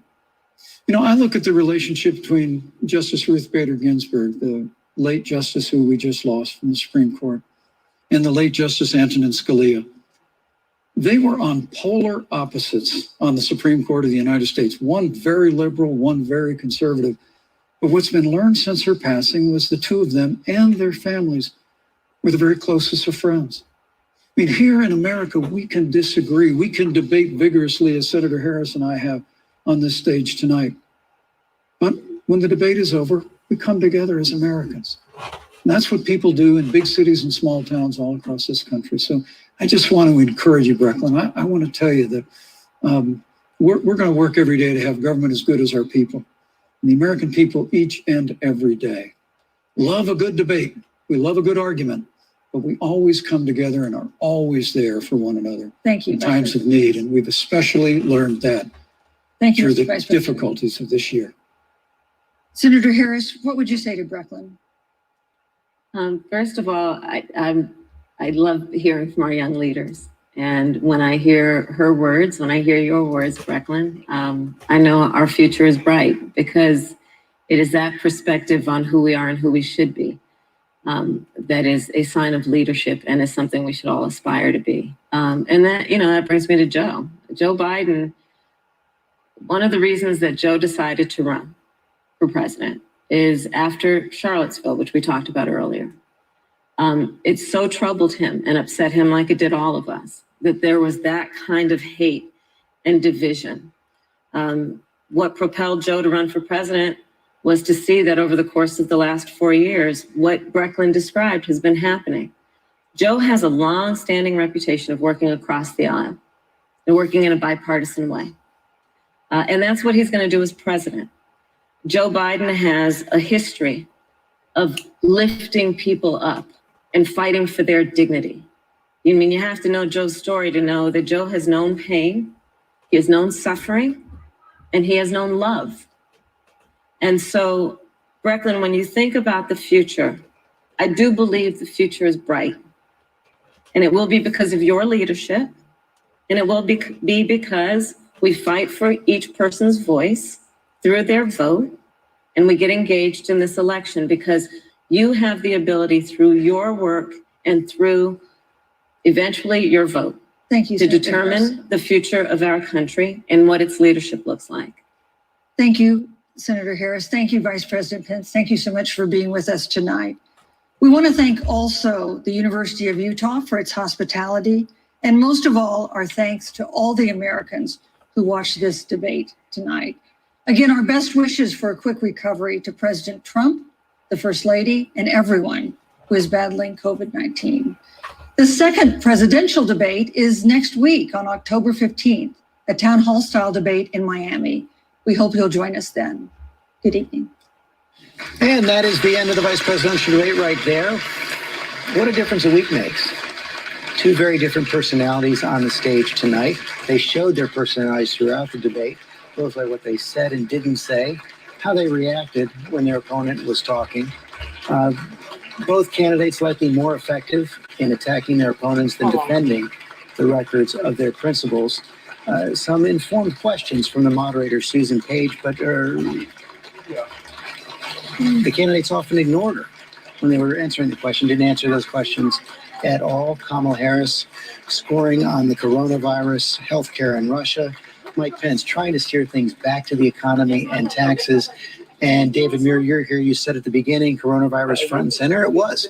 Yeah, it is the backdrop of what we're going through in this country and the prism through which we're looking at all of these issues. And as you said, George, for the millions of Americans who wondered what last week was, where was the debate? They got a debate tonight. There was a stark contrast, I should say, on taxes, climate change, Supreme Court. But as you mentioned, pandemic right out of the gate. And you heard Senator Harris say the American people have witnessed what is the greatest failure of any president.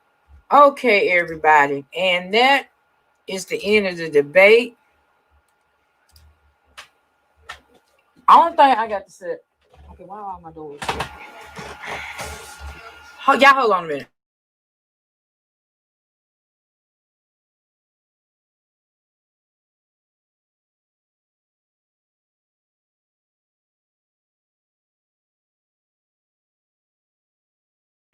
Okay, y'all, I'm back. I had to take care of something. I want to thank all of y'all for coming out and sharing this and watching this with us. I appreciate all the thumbs up. Thank you, Indigo, for the Cash App, baby.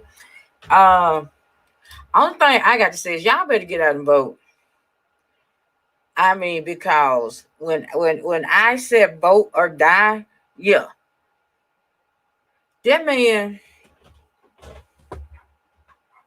Whoo, Jesus. I can't even think of the words, but I like how she was hitting him with facts. Because like she said, y'all knew about this on January 28th. And y'all didn't do nothing till March. For one. For two, something that DJ Cat was saying. She was trying to do the Obama, when they go low, we go high thing. And I understand. I kind of understand why she was doing that, because she didn't want to come across as the angry black woman. Although they trying to say she everything, but y'all heard her. She is a woman of color, a black woman. And he was trying to be like his boss, but you ain't got the You see, you ain't got that bully in you. You tried, and he, to me, he looked weak as hell trying to do it. I'm just gonna put it out there. He looked weak. He's trying to talk over her. And if you notice, anytime that she hit him with some undeniable facts, oh, that's when he want to talk over and go over in his response. Nah, bro, you got. She got you. She got you. Kamala got this one. I'm sorry, she got you, bro. She hit you with them facts. We could tell when you was on some BS because she hit you with them looks. See, you might not know what them looks meant, but see, we know what their look mean. We know what them looks mean.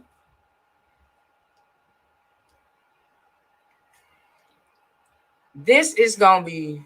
This was it. It didn't give me the fireworks that I expected, but it gave me enough to know that this woman is ready. This woman is more than qualified. Now, she did snap at him a little bit when he went at trying to tell her about the law, and she was like, "I dare you try to explain the law to me.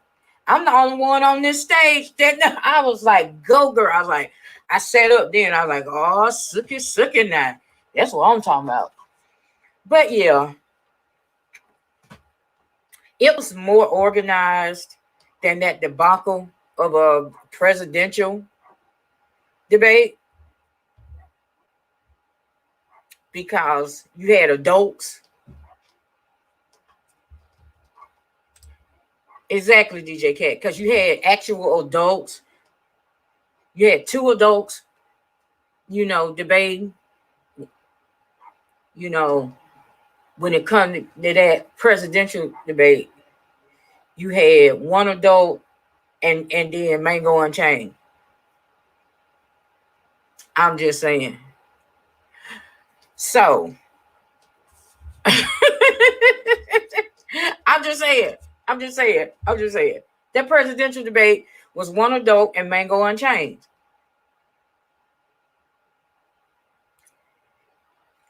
So I can't. I only thing I can say is what I've been saying. You got to get out and vote. You got to. It is really too much on the line this go around. And then for him to tell that same lie that the American people came out and they won decisively. No, the hell y'all didn't. No, you didn't. I do believe Hillary Clinton got over 1 million more votes. But see, you got that electoral college. And I find it funny that the last two Republican presidents were elected with the help of the electoral college, because Al Gore had the popular vote. Hillary had the popular vote, like I said, over 1 million votes, but lost because of the electoral college. That's why I say everybody need to get out and vote, because CNN, it was either CNN or MSNBC, broke down the election results in 2016, and like it was some counties that Trump only won by like 2,000 votes, but that they are part of the electoral college. So that's how he won. If those people had, if more people had got up out there, okay, y'all, I'm finna be cussing. So if you sensitive to this type of language I'm about to say, thank you for coming by. I appreciate everybody that joined in. If you're watching via the Facebook page, Champagne and Conversations, thank y'all for coming over. If you're watching YouTube, I really appreciate you all coming over here and supporting me. And please hit that thumbs up. If you're watching via Periscope and Twitter, thank y'all again for your support. Please share this out. Now that I've said that, if you Negroes had got up off y'all arses in 2016 and voted, we wouldn't be right here. But see, you had the butthurt Bernie Sanders supporters. You had the ignorant Negroes that went in there and voted for that gorilla and they mama and all that. Didn't take it seriously. And now look where we are now. 4 years later, over 200,000 people lost their life to something that could have been prevented because there was things in place. There were people in place that could have handled that. Just like he tried to bring up that H1N1. Oh, if they had came up and this, that, it would have been, no, it wouldn't have. We had the H1N1. I don't recall 200,000 people dying from that. We had Ebola. Y'all remember the great Ebola outbreak?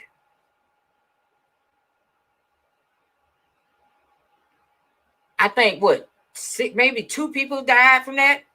You want to know why? Because there was precautions put in place. We had people that actually believed in science. We had scientists, and the Obama administration made sure that it was people in place that could not only knew about it, but could cut it off at the pass. And that's what we did.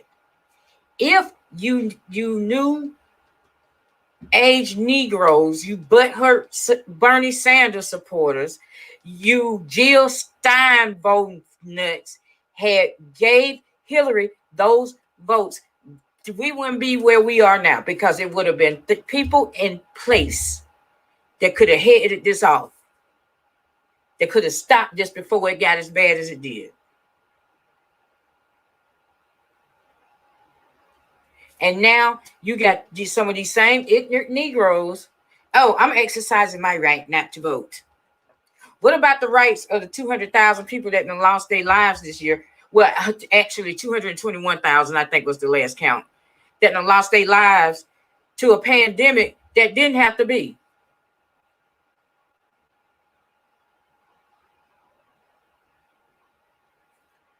So yeah, it's important. We need to get out. People, everybody, get out and vote. See, because my thing is, if you be here complaining and I ask you, did you vote? And you said no, then my response to you going to be shut the hell up. Because you had the chance to make a change and you decided to exercise your right not to vote.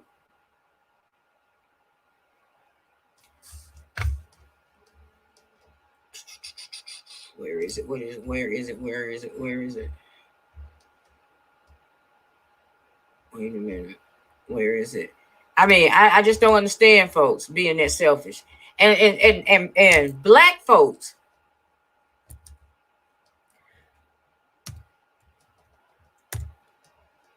who I don't understand. I mean, especially knowing our history. Me too. I'm early voting too. But especially knowing what our people went through to get just for us to have that right to vote. But you're exercising your right not to vote. What about her rights?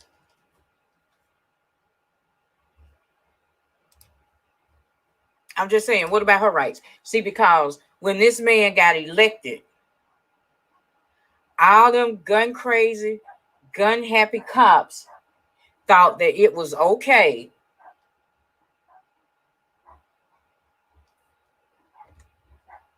to just kill folks left and right and don't have to worry about no repercussions. Just tonight, the cop that had his knee on George Floyd's neck was released on bond. Got out on bond tonight. So I'm probably gonna be coming live again because the last time I looked, they protested in Minneapolis. Yes. So it might be some excitement overnight. I'm keeping my eye on that. Yo, what about, okay. I'm just saying, what about her vote? What about her rights? This was an EMT. This was an American citizen in her house. Sleep. And the cops just bust in. No knock warrant. Looking for the wrong folks, because come to find out that they already had the person that they was looking for in custody. But what did these Negroes do? What did they do? They did her like they do all that, like they did all the others.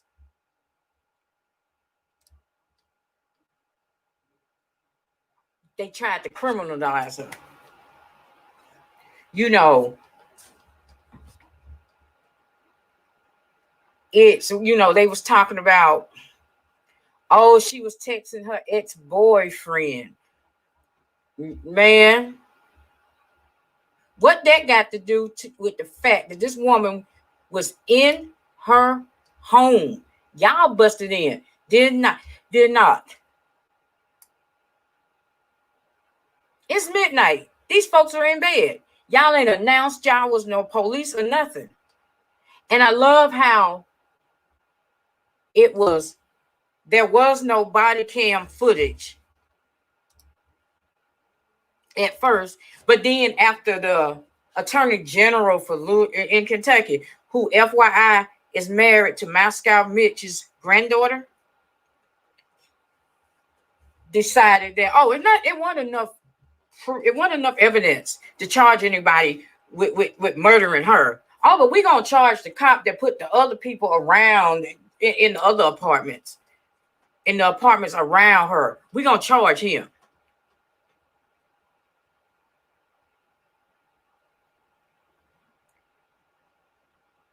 People, when you don't get out and vote, or you don't take the vote serious and you're going there and do dumb-ish, this is what happens. So again, to that person that lives in Alabama, who had the unadulterated nerve, who had the unmitigated gall to post on their thing, they're exercising their right not to vote. What about her rights? What about those over 200,000 people that lost their life to a pandemic that didn't have to be? What about their rights? I tell you thus, mess around and let them get 4 more years. Y'all done seen what he doing now when he got to worry about being reelected. What you think this fool gonna do when he know he can't run for office again and be reelected? He cutting a fool now. You know what's gonna happen? The first thing, because they've been trying to do it. First thing that's gonna go away is the Affordable Health Care Act. It's not Obamacare. I can't stand when folks call it that.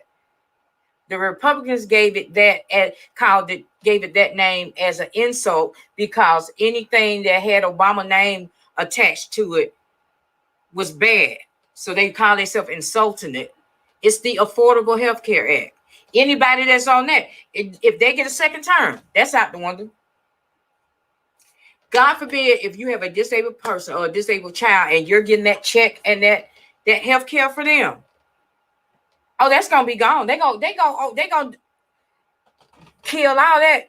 Then what you gonna do?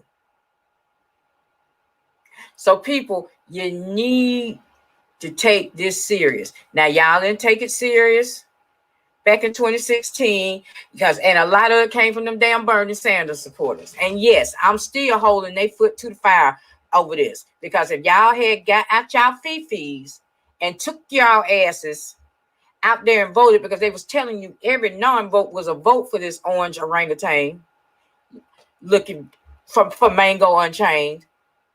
But no.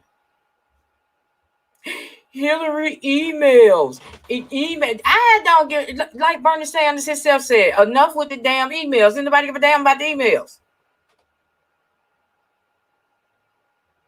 You know, just like with the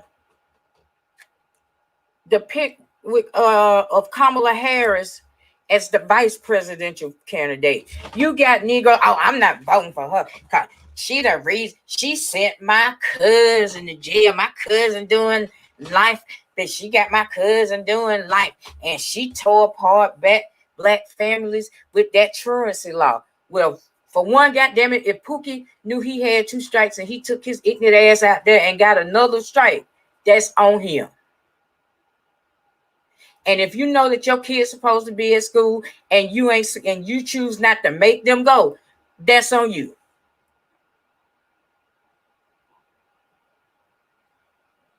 So stop looking for shit. This is serious, folks. This is serious. When I say or when I put up that pic that said vote or die, yeah.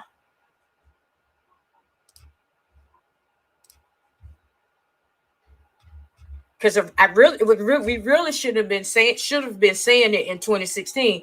But a lot of people mindset, include mine, was okay. This country can't be as stupid as Bill Maher been saying we are. Because anybody watch Real Time with Bill Maher, he has always said that this country is dumb as shit. And I'm like, this country can't be that fucking dumb.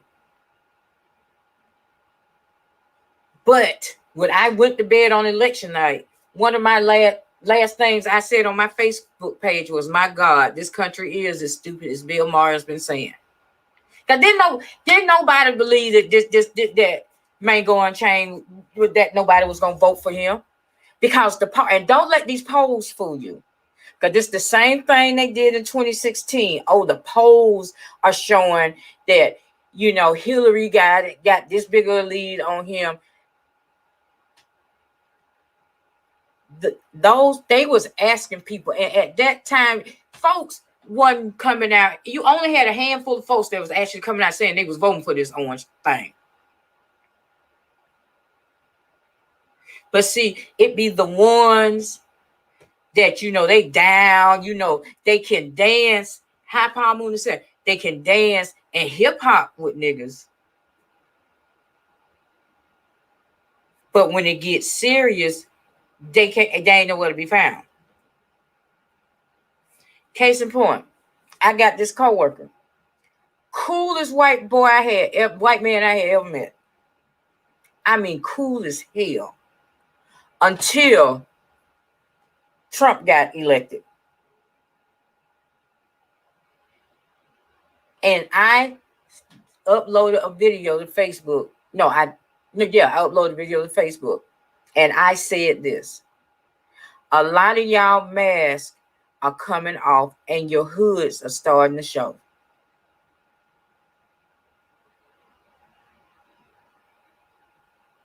And the hoods have been out ever since he got elected. Ever since he then come down on them boys in Charlottesville that killed that young lady.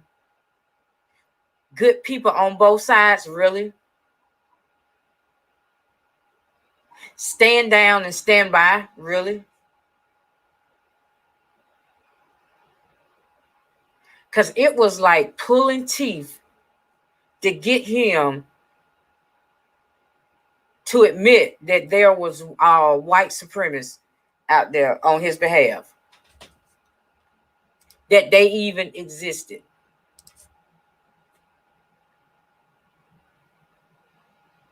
Go back and look at the footage from the debate. They had to ask him over and over and over. I mean, he said everything under the sun.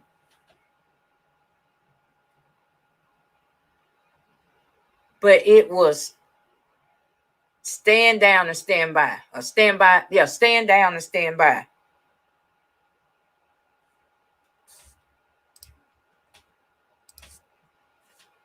So people, y'all better, honestly, y'all better take this. And don't just vote in the general, vote in your local, because all this, it goes downhill. All this flows downhill.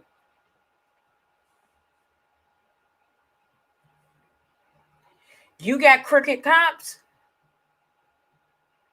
in your community. Guess who hires those cops? Guess who appoints the police chief for the, yeah, your local elected official. So people, you need to get out and vote. But with that being said, I'm getting ready to end this because I need to wind down for the night because I have a little one that's homeschooling in the morning. So who pray for me, Lord Jesus. I want to thank you all again for coming over here and watching this debate. Thank you all for coming and hugging the backup page. I should be back over on my main page. I want to say by the end of the month.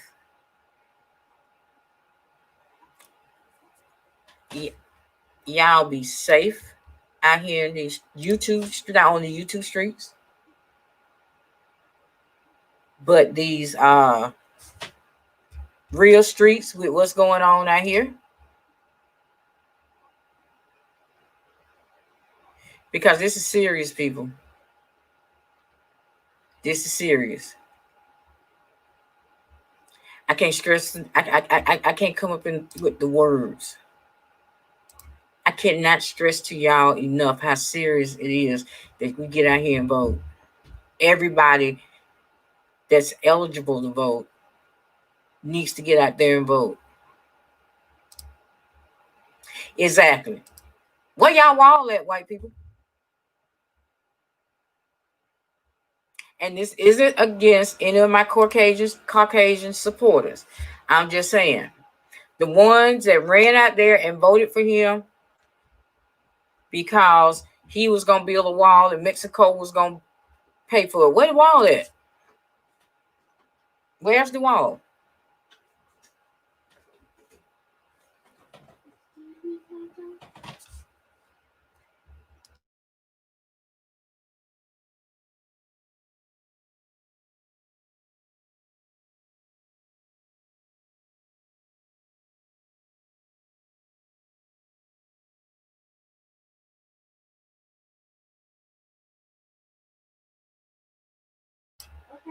I'm back, y'all. Sorry. No problem. I had a little one that wanted to talk. She has a pretty flower in her hair and she wanted me to see it. But as I was saying, y'all be careful out there. I beg you, be careful out there.